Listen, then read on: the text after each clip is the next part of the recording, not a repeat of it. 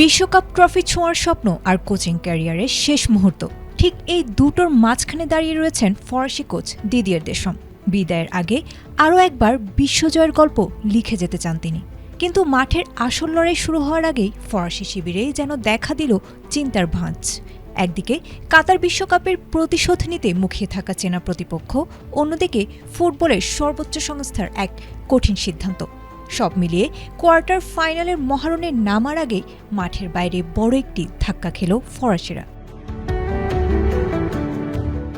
মরক্কোর বিপক্ষে সেমিফাইনালে ওঠার লড়াইয়ের নামার আগেই বড় ধাক্কা খেয়েছে ফ্রান্স। শেষ 16 ম্যাচে উইঙ্গার মাইকেল ওলিসেকে দেখানো বিতর্কিত হলুদ কার্ডটি বাতিলের আবেদন করেছিল ফরাসি ফুটবল ফেডারেশন, কিন্তু সেই অনুরোধ সরাসরি নাকচ করে দিয়েছে ফিফা। প্রধান কোচ দিদিয়ের দেশম নিজেই নিশ্চিত করেছেন ওলিসের কার্ড বহাল থাকবে। ভিডিও রিপ্লেতে দেখা গেছে ওলিসে প্রতিপক্ষ খেলোয়াড়ের গায়ে তেমন হাতই দেননি, অথচ ফিফা তাদের সিদ্ধান্তে পুরোপুরিভাবে অনড়।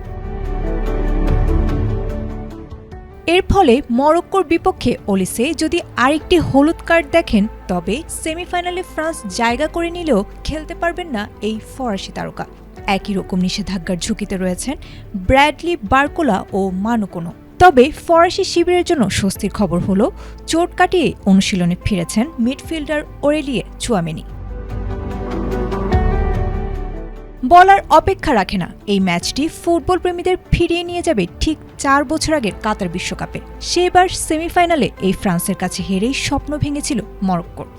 এবার আর্জেন্টিনার রেফারি ফাকুন্দো তেলোর পরিচালনায় হয়তো সেই হারের প্রতিশোধ নিতে চাইবে মরক্কো। 14 বছর ধরে ফ্রান্স দলের কোচের দায়িত্বে থাকা দিদিয়ের দেশমের জন্য এটি টিকে থাকার লড়াই বলা যায়, কারণ মরক্কোর সাথে হারলে শেষ হয়ে যাবে ফরাসি ফুটবলে তার অধ্যায়। তবে বিদায়ের আবেগ সরিয়ে দেশমের পুরো মনোযোগ আপাতত শুধুই সেমিফাইনালের টিকিট কাটায়।